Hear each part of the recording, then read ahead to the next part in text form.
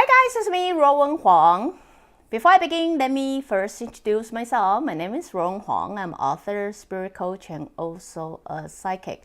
Today I want to talk about love with confliction. I just don't have a better way to say it. But you may slowly understand what I'm trying to say in this episode. Anyway, throughout the years, many clients will come to me and talk about their conflict in the relationship, and it happens mostly in the relationship. What it so is, before they get into a relationship, they have very clear mind exactly what it is they are looking for a partner and things like that. But somehow, some way, when they get into the relationship, they are simply certain behavior they couldn't control of themselves. For example, they know cheating is wrong, but they would cheat. And when they do certain things, they knew they would hurt someone else. They would hurt the person they love, but they simply couldn't help doing it. Or there are people saying they are in a relationship, they know violence is simply wrong. They know it, but they couldn't control it. So, a lot of time people will come to me. I feel like my position instead of therapist is more like a, like priest. Like people confess to me. A lot of people would try to describe, what it is that the struggle they're going through the relationship. Like a lot of time people would say, I know being emotional is not wrong. I know I'm being very insecure. I know I'm being very fearful, but I simply couldn't control it. And then I don't understand what's wrong with me. Many of you come to me believe you are minority. That is, only I have this problem. It seems like other people have no problem with their relationship but me. But I'm here to say to you and to many of you who even did not come to me, you are not minority. You simply fall into what I consider majority of the people, what we do, that including me. It just took really long time for me to kind of figure myself out. I didn't say I figured myself out. I still figuring myself out. But, as I get into this journey for a long time, I realized awareness brought a lot of things on the table for me and then allowed me to look into that. And the reason I'm saying that you actually fall into majority of people is when we get into the relationship, what we do not realize it is we are very often trigger our inner child within us. That is to say, whatever platform that you are created before you actually get into a relationship, that is your background, your childhood. You will look for what you lack of. For example, if you don't have enough validation, or if you don't have praise, if you don't have love, if you don't have hug, if you don't have, people giving you or helping you, support you, we tend to be drawn to such a behavior. We tend to be, loving such attention.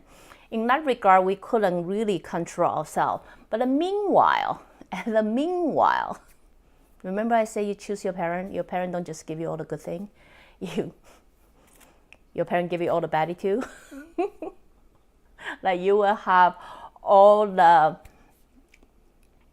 bad thing. When I say bad thing, not necessarily bad, like you may or may not be aware of it, but that is something impact you very strongly. Let me give you an example. If your parent constantly judge you, criticize you, and say how bad you were or things like that, when we are in the relationship, if that particular person able to feel us in the area we didn't have when we were a kid, we also allow them to execute certain behavior that they did to us that is parallel to what our parent did to us when we were a kid. So if we're in the relationship, we happen to have, when we were kids, we're missing people validate us or praise us or be there for us. We may later on in life find someone who is always there for us because they happen to be something that you're missing of. But we will allow them to also be possibly verbally abusive to us, which is terrorism to us, to our childhood. You know what I mean? So what I'm saying is, many people do not know, or I did not know either, when we're in the relationship, we actually allow good and bad things happen to us at the same time. If we constantly in the relationship as a child, we do not know how to really pursue of the things that we want. So as a result of it, we often feel frustrated, or we often giving up on ourselves, or we constantly looking for the same thing.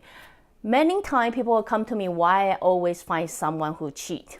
The truth is, if you hold that belief strongly within yourself, you will most likely open the radar and find someone who will cheat.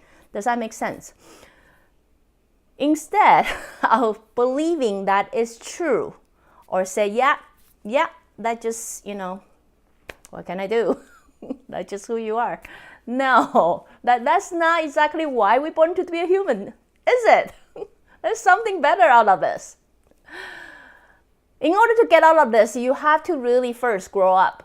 When I say grow up, not just physically grow up, don't tell me how old you are. I really want you to look within yourself and really evaluate your situation. What it is in the relationship that you're really looking for.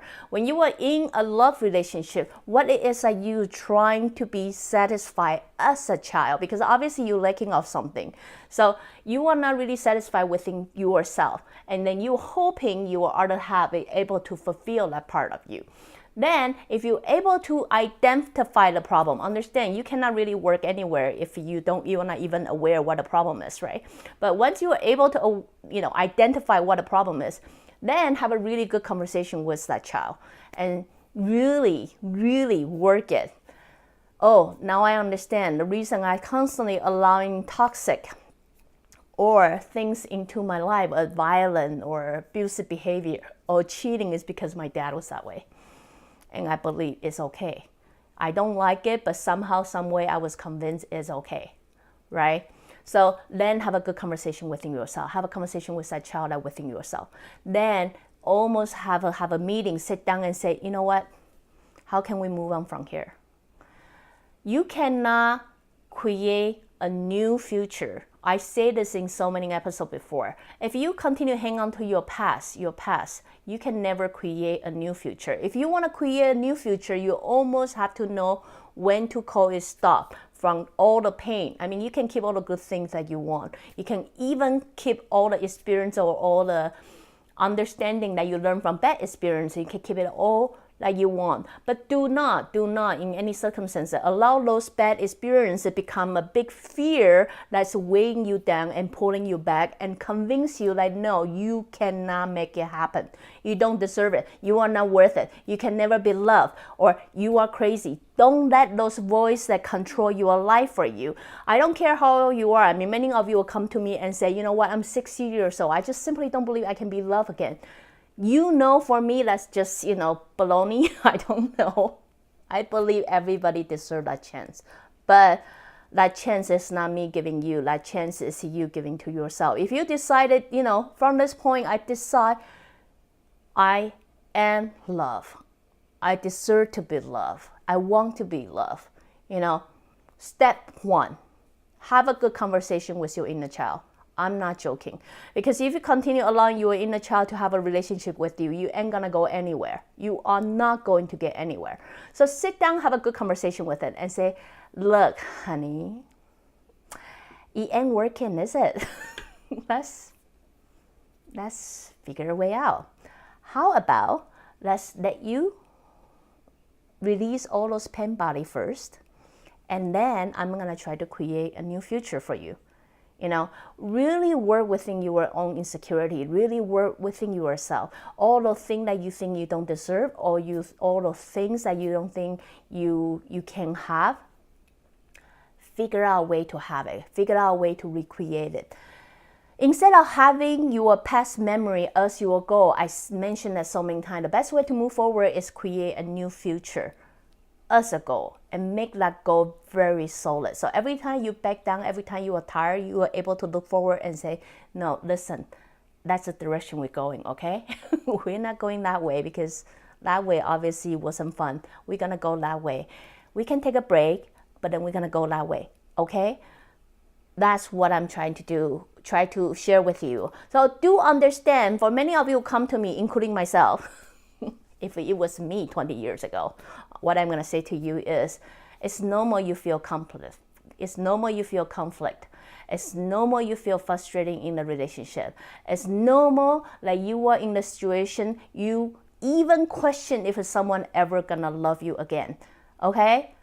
Listen, whatever you're feeling right now is completely normal. That just simply make you become majority of us. You know why? Because the majority of us, when we are in the relationship, we turn into this inner child first. We're seeking for love and the comfort. But then meanwhile, we also allow all those bad experiences that we endure when we were kids to happen to us. So that's why when we are in that relationship, we're never truly happy. Something is always missing. So the more you want to feel that happiness, the more you have to work within your child to able to let him or her shed out all those bad experiences. So instead of understanding those bad experiences is going to control or decide where your future is going to go, the best way to do is let's sit down and have a good talk. I understand why those bad experiences happened to me. And I, myself now, and the grown up, I would learn from those experiences and continue moving forward. If you are very scared, you're very afraid, and you simply don't know where you're going, like the example I give it to my client this morning, make yourself a Superman. Make yourself a superhero. Name one person that you always admire, you always look up to, and say, you know what, if I have nothing to look back to, I'm going to look forward to that, and I'm going to be that. Because if I'm as strong as that, I'm able to handle anything. I do not need to be seeking for mercy. I'm not going to need pity. I'm not going to be the victim in any relationship, because by then I will be able to create anything like I always wanted. So anyway, another love topic. Again, if you like what I'm doing, you can always subscribe me on either Facebook or YouTube, or watch the commercial to buy me coffee, or go to my website ruowen.com. Till then, next time. Bye.